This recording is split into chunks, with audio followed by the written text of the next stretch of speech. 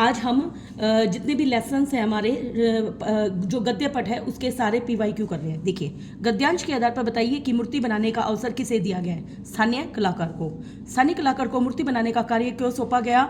नगर पालिका बोर्ड की शासन अवधि समाप्त होने के कारण और देश के अच्छे मूर्तिकारों की जानकारी के अभाव में।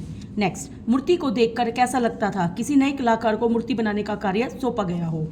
मूर्ति बनाने के मार्ग में क्या क्या परेशानियां आई होंगी? अच्छे मूर्तिकारों का अभाव था और उपलब्ध बजट का हमारा क्या था? कम। गद्यांश के आधार पर बताइए कि मोतीलाल जी ने मूर्ति बनाने का कार्य कब पूरा करने का विश्वास दिलाया था? महीने भर में।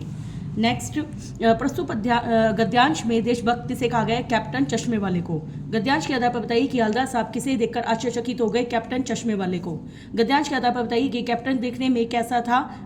एक तो बेहद बूढ़ा, मरियल सा और लंगड़ा, ये सभी आएंगे। पालन वाला किस बारे में बात करने को तैयार नहीं था? कैप्टन के बारे में। हवलदार साहब को पान वाले की कौन सी बात अच्छी नहीं लगी? एक देशभक्त का मजाक उड़ाना। नेक्स्ट, पान वाले ने देशभक्त का मजाक क्या कहकर उड़ाया था? निम्नलिखित विशेषणों के आधार पर उचित विकल्प का चयन कीजिए। एक तो उसने बुलाया था उसको लंगड़ा और एक पागल। नेक्स्ट, हवलदार साहब अवाक क्यों रह गए? कल्पना से परे कैप्टन नाम के विपरीत उसका हुलिया देखकर। आगे देखिए, इसमें हमें कथन चूज करना है। पान वाले ने अपने मित्र कैप्टन के बारे में अनुपयुक्त भाषा का प्रयोग किया, ये फॉल्स है, ये असत्य है। पान वाले में संवेदनशीलता का अभाव था, ये बात सच है। नेक्स्ट, फोटो वोटो छपवा दो, उसका वही कहीं हवलदार के सम्मुख पान वाले द्वारा कहा गया यह कथन चश्मे वाले के प्रति क्या दर्शाता है? व्यंग्यात्मकता, कि वो उसको व्यंग्य ताना मार रहा है। ड्राइवर की बेचैनी का कारण था हवलदार साहब को गंतव्य का मतलब जहाँ पर उनको पहुँचना है उसमें पहुँचाने की जल्दी थी। गद्यांश के आधार पर बताइए कि कस्बे से गुजरते हुए हवलदार साहब किसकी मूर्ति को ध्यान से देखते थे? नेताजी की। मूर्ति को देखकर हवलदार साहब के मन में कैसे भाव उठते थे? कौतुक और प्रफुल्लता के। गद्यांश के आधार पर बताइए कि नेताजी की मूर्ति पर कैसे चश्मे होते थे? कभी गोल होते थे, कभी चौकोर होते थे, कभी लाल। हवलदार साहब के मन में कौतुक और प्रफुल्लता के भाव क्यों उठते थे? बदलते चश्मों को देखकर। कितने साल तक हवलदार साहब अपने काम के सिलसिले में कस्बे से गुजरते रहे? 2 साल तक। नेक्स्ट, नेताजी की मूर्ति पर चश्मा लगाने का कार्य कौन करता था? कैप्टन। कंपनी के काम के सिलसिले में हर 15 दिन कस्बे से कौन गुजरता था? हवलदार साहब। कस्बे के चौराहे पर किसकी मूर्ति लगी हुई थी? सुभाष चंद्र बोस की। कैप्टन को देखकर हवलदार साहब इसलिए अवाक रह गए क्योंकि कैप्टन बूढ़ा, मरियल सा, लंगड़ा आदमी था। दूसरी बार कस्बे से गुजरते समय हवलदार साहब ने ध्यान से देखने पर क्या पाया? नेताजी की मूर्ति पर दूसरा चश्मा लगा है। कैप्टन को क्या अच्छा नहीं लगता था? नेताजी की बिना चश्मे वाली मूर्ति को देखना। बच्चों द्वारा मूर्ति पर कैसा चश्मा लगाया गया था? सरकंडे का। नेताजी का चश्मा पाठ के माध्यम से लेखक ने पाठकों को क्या संदेश दिया? देशभक्ति की भावना का। क्या देखकर हवलदार साहब के चेहरे पर कौतुक भरी मुस्कान फैल गई थी? पत्थर की मूर्ति पर असली चश्मा देखकर। कैप्टन के प्रति पान वाले के मन में कैसी भावना थी? उपेक्षा। हवलदार साहब की नज़र में कस्बे में मूर्ति लगाने का प्रयास सराहनीय क्यों था? मूर्ति लगाने की भावना महत्वपूर्ण थी। कस्बे से गुजरते समय हवलदार साहब क्या करते थे? चौराहे पर रुककर पान खाते थे। नेक्स्ट लेसन, देखिए इसी में हमारा 1-2 क्वेश्चन हो रहा है। गद्यांश के आधार पर बताइए कि हवलदार साहब दुखी क्यों थे? कैप्टन की मृत्यु से। प्रस्तुत गद्यांश में किसे संदेश देने का प्रयास किया गया है? युवा पीढ़ी को। प्रस्तुत गद्यांश के आधार पर बताइए कि हमें किसका सम्मान करना चाहिए? देशभक्तों का। देशभक्त अपना पूरा जीवन किसे समर्पित करते हैं? देश को। प्रस्तुत गद्यांश के पाठ और लेखक का नाम बताइए। नेताजी का चश्मा। कैप्टन के प्रति पान वाले के मन में कैसी भावना थी? उपेक्षा की। कस्बे से गुजरते इसमें हवलदार साहब क्या करते थे? चौराहे पर रुककर पान खाते थे। नेक्स्ट लेसन कर रहे हैं हम। गद्यांश के आधार पर बताइए कि बाल गोविंद भगत वाला लेसन है। कौन थे? साधु। बाल गोविंद भगत किसे साहब मानते थे? कबीर को। इस नियम को कभी कितनी बारीकी तक ले जाते? पंक्ति में किस नियम की बात की गई है? एक तो किसी को चीज को नहीं छूते थे, बिना अनुमति के किसी भी चीज का प्रयोग नहीं करते थे। नेक्स्ट, गद्यांश के आधार पर बताइए कि भक्त के खेत में जो कुछ पैदा होता है उसे भेंट स्वरूप कहाँ दे आते थे? कबीर पंथी मठ में। प्रस्तुत गद्यांश किस पाठ और लेखक से संबंधित है? बाल गोविंद भगत से। नेक्स्ट, गद्यांश के आधार पर बताइए कि भगत के संगीत के जादू का प्रभाव किस किस पर पड़ता है? एक तो किसानों पर, आसपास खेलते बच्चों पर, मेड़ पर खड़ी औरतों पर और उपरोक्त सभी आएगा इसमें। बाल गोविंद भगत के संगीत का क्या कहा गया है? जादू। भगत के संगीत को सुन हलवाओं पर क्या प्रभाव पड़ता है? हलवाओं के पैर ताल से उठने लगते हैं। प्रस्तुत गद्यांश किस पाठ से लिया गया है? इसके लेखक का नाम क्या है? बाल गोविंद भगत। और इसके लेखक का नाम है राम वृक्ष बेनीपुरी। भगत अपने संगीत का प्रभाव बढ़ाने के लिए क्या करते थे? स्वर को ऊंचा नीचा करते थे। नेक्स्ट, गद्यांश के आधार पर बताइए कि बाल गोविंद भगत की प्रभातियां कब आरंभ हो जाती थी? कार्तिक महीने में। वातावरण को रहस्यमयी क्यों कहा गया है? कोहरे की ओट में स्पष्ट दिखाई न देने के कारण। गद्यांश के आधार पर बताइए कि रहस्यमयी वातावरण में बाल गोविंद भगत क्या कर रहे थे? एक तो कुश की चटाई पर बैठे थे, काली कमली ओढ़ी थी, पूरा दिशा की ओर मुंह करके गा रहे थे। नेक्स्ट, बाल गोविंद भगत की प्रभाती कार्तिक मास से आरंभ होकर कब तक चलती थी? फागुन मास तक। मैं जाड़े से कब कपा रहा था में मैं शब्द किसके लिए प्रयुक्त है? लेखक के लिए। नेक्स्ट, धान की रोपनी करते वक्त बाल गोविंद भगत क्या गाते थे? कबीर के पद। लेखक किस बात पर सबसे अधिक मोहित थे? भगत के मधुर गान पर। भगत और बाकी सब लोग बारिश के दिनों में धान की रोपनी क्यों कर रहे हैं? धान की रोपनी गीली मिट्टी में की जाती है।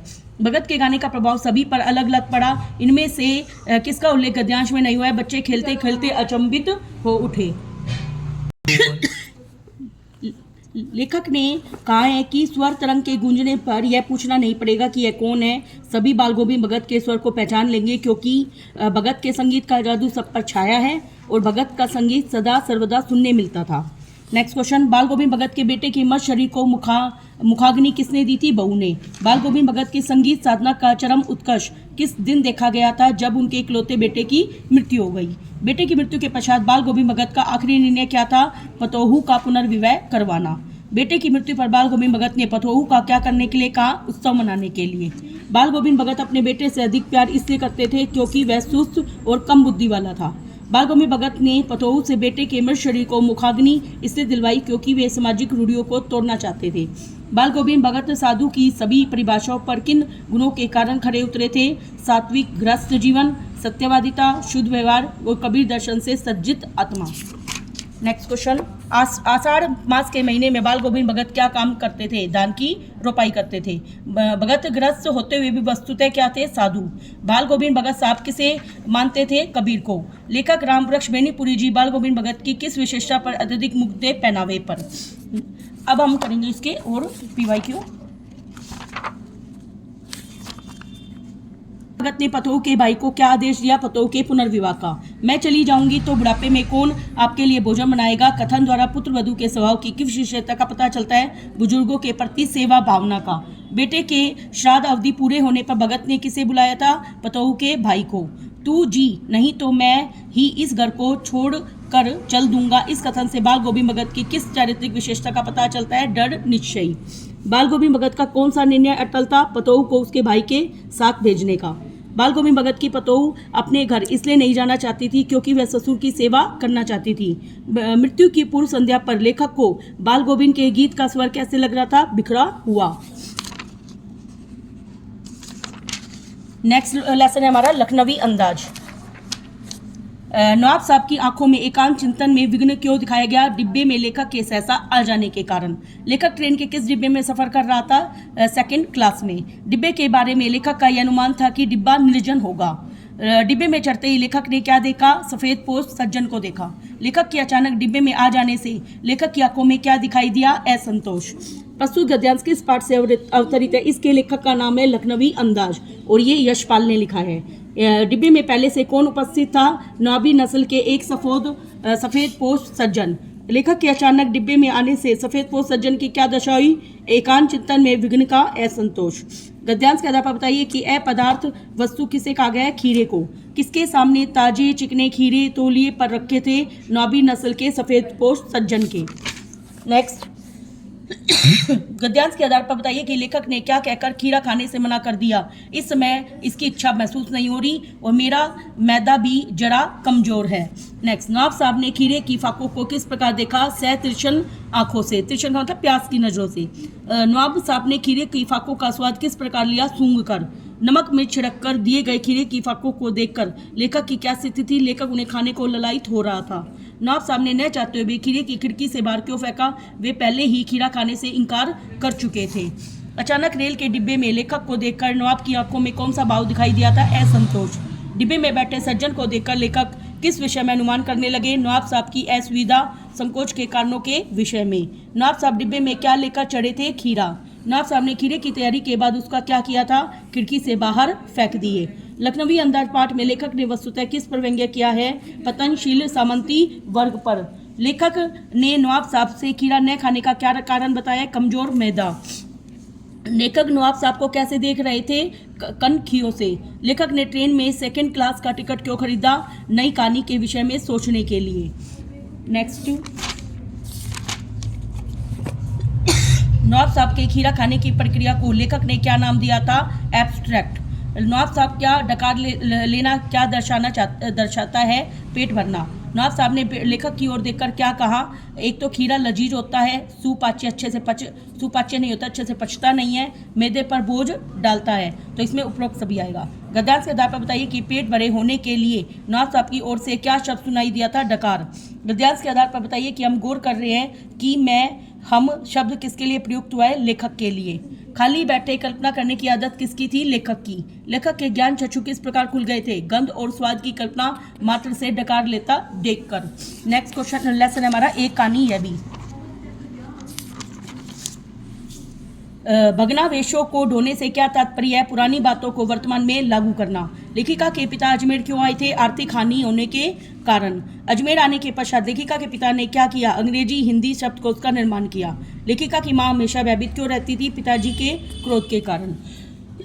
लेखिका के पिता के क्रोध के क्या कारण बताए गए हैं?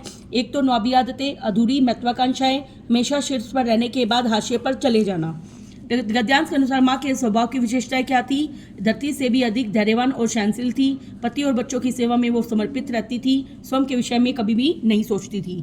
माँ सहज भाव से क्या स्वीकार करती थी? पिताजी की ज्यादती मतलब जबरदस्ती जो कुछ करते हैं, अपने बच्चों की उचित अनुचित मांग को वो सबकी आज्ञा का पालन करती थी। माँ का त्याग लेखिका के लिए आदर्श क्यों नहीं बन पाया? उसकी सहनशीलता और त्याग परिस्थितियाँ व मजबूरी से उपजे थे, क्योंकि उसके ऊपर प्रेशर था। लेखिका की माँ ने अपने पति से जिंदगी भर कुछ भी क्यों नहीं मांगा? वह बहुत धैर्यवान थी, जो मिल जाए वह उसमें खुश हो जाती थी, लेने की कभी कामना नहीं करती थी। प्रस्तुत गद्यांश में लेखिका किसके बारे में बात कर रही है? अपनी माँ के विषय में। नेक्स्ट, परंपरागत पड़ोस कल्चर से क्या तात्पर्य है? जिसमें व्यक्ति के अपने पड़ोसियों से उदार एवं घनिष्ठ संबंध होते हैं। गद्यांश के अनुसार पड़ोस कल्चर को सबसे अधिक नुकसान किसने पहुंचाया है? महानगरों की फ्लैट संस्कृति ने। लेखिका के कहानियों के पात्र प्राय किस परिवेश से हैं? उसके मोहल्ले के। कहानियां लिखते हुए लेखक को किसका एहसास हुआ था? किशोरावस्था से जुड़ी हुई यादों का। फ्लैट संस्कृति का क्या परिणाम हुआ? हम एक दूसरे से दूर हो गए। नेक्स्ट, देश की आज़ादी के आंदोलन में लेखिका ने क्या क्या कार्य किए थे? एक तो जुलूस में भाग लिया था, भाषण दिया था, विद्यालय में छात्राओं से हड़ताल करवाई थी, उपरोक्त सभी आएगा। लेखिका के घर में कौन सा बवंडर मचा हुआ था? लेखिका और उनके पिता के मध्य टकराव होना। गद्यांश के अनुसार लेखिका के पिता उससे क्या चाहते थे? लेखिका उनकी अनुपस्थिति में घर आए लोगों के बीच उठे बैठे। लेखिका के जीवन में शीला अग्रवाल का क्या योगदान रहा? लेखक के लेखन के प्रति लेखिका की रुचि पैदा हुई थी, उसकी वजह से अच्छे साहित्य की परख उनके माध्यम से हुई थी। देश की आज़ादी के आंदोलन में उन्होंने सक्रिय भाग लिया था। रंगों में खून की जगह लावा बहने से क्या तात्पर्य? अत्यधिक जोश और उत्साह का होना। लेखिका मन्नू भंडारी को लेखन की प्रेरणा किससे मिली थी? अपने पिता से और हिंदी प्राध्यापिका से। लेखिका के पिता द्वारा लिखे गए शब्द से उन्हें किसकी प्राप्ति हुई है? यश और प्रतिष्ठा की। लेखिका के पिता के स्वभाव को क्रोधी किसने बना दिया था? आर्थिक तंगी ने। लेखिका को अपने अस्तित्व का एहसास कब हुआ? बड़ी बहन और भाई की छत्र छाया हटने पर। लेखिका के पिता लेखिका को घर में होने वाली बहसों में बैठने को क्यों कहते थे? ताकि लेखिका देश में चल रही गतिविधियों को जाने समझे। घर की दीवारों पर पूरे मोहल्ले तक फैलने से क्या आशय है? सारे मोहल्ले का घर जैसा होना। लेखिका के व्यक्तित्व पर सबसे ज़्यादा किसका प्रभाव पड़ा था? लेखिका के पिता का। लेखिका ने अपनी माँ को कैसा बताया है? व्यक्तित्व विहीन। नेक्स्ट, लेखिका के अनुसार उनके पिता की सबसे बड़ी दुर्बलता क्या थी? एक तो यश की चाह, विशिष्ट मतलब विशेष बनना चाहते थे और समाज में प्रतिष्ठित मान बनाने वाले थे। आगे, कॉलेज की प्रिंसिपल ने लेखिका के पिता को किस कारण पत्र लिखा था? लेखिका की गतिविधियों की शिकायत करने के लिए। लेखिका के पिताजी आग बबूला क्यों हो गए? प्रिंसिपल का पत्र पाकर जिसमें मन्नू को कॉलेज से निकालने की बात कही गई थी। लेखिका पड़ोस की एक मित्र के घर जाकर क्यों बैठ गई? पिताजी के क्रोध से बचने के लिए।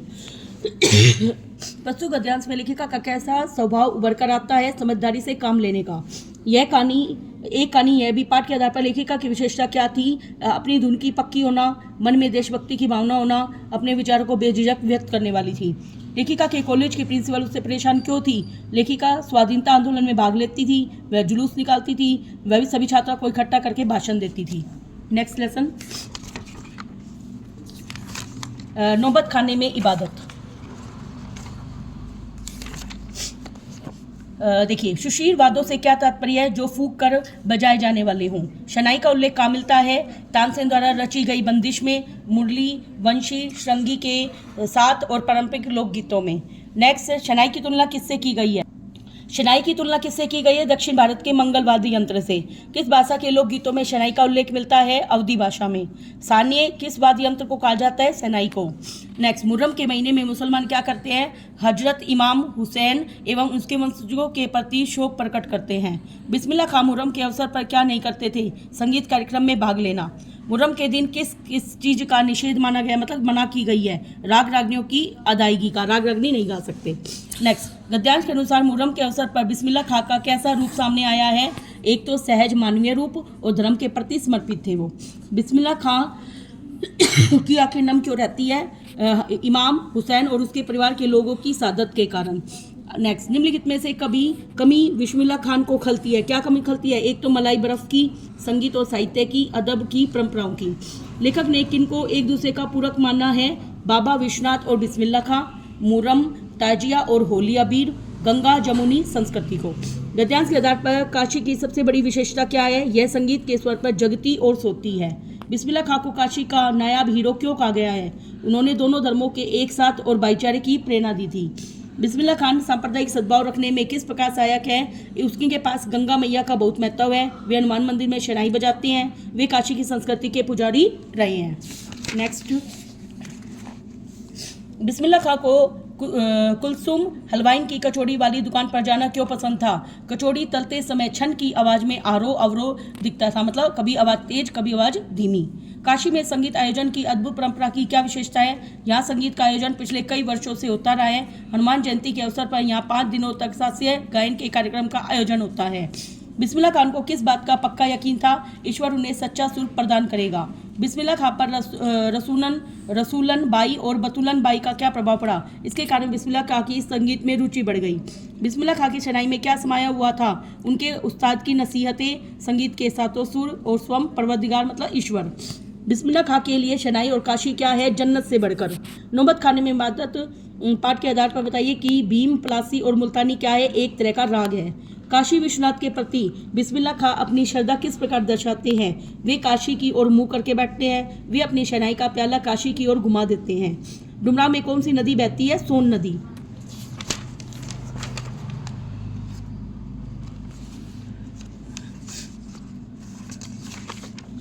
नेक्स्ट, काशी को संस्कृत की पाठशाला क्यों कहा गया है? काशी में कलाकार हनुमान व नृत्य विश्वनाथ है। यह भारतीय संस्कृति की धरोहर है। यहाँ भारतीय संस्कृति से जुड़े हुए लोग हैं। उपरोक्त सभी आएगा। लेखक ने काशी के लोगों की क्या पहचान बताई है? काशी के लोग शिष्ट होते हैं। काशी के लोग विशिष्ट बोली बोलते हैं।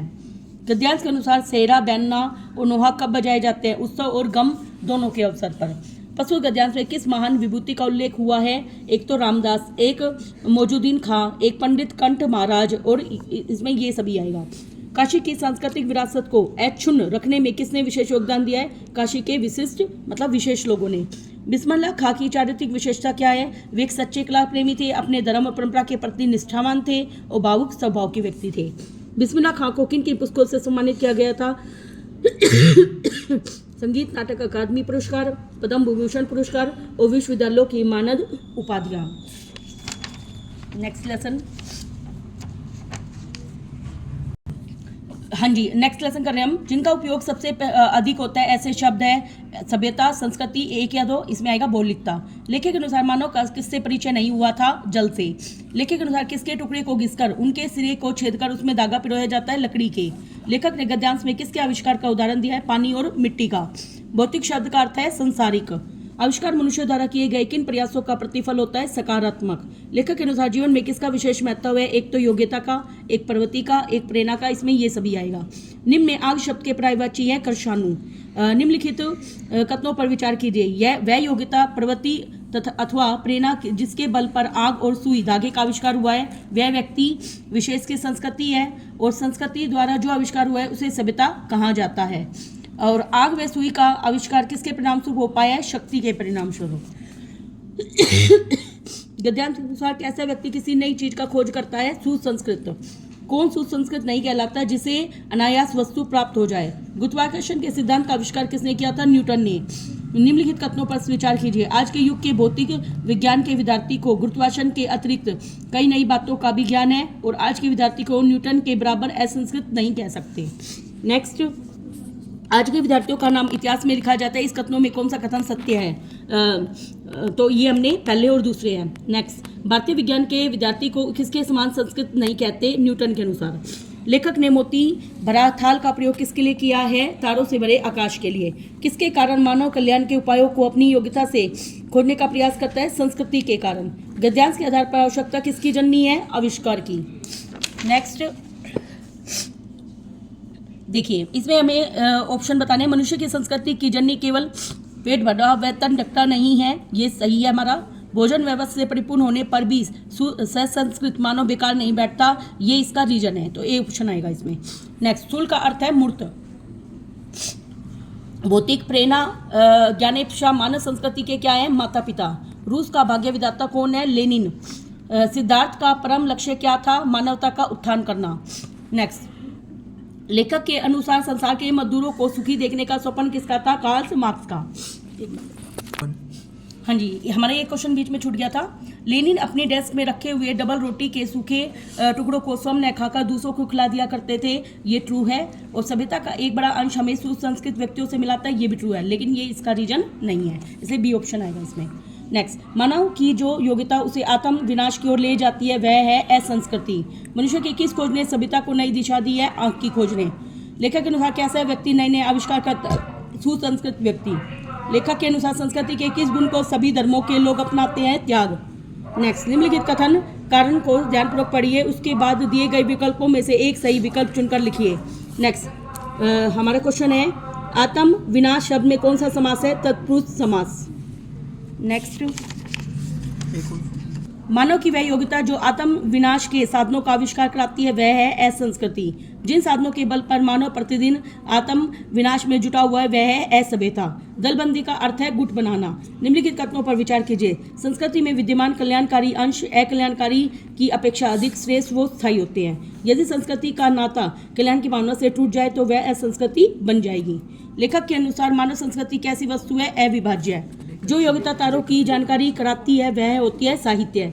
सभ्यता किसका परिणाम है? संस्कृति का।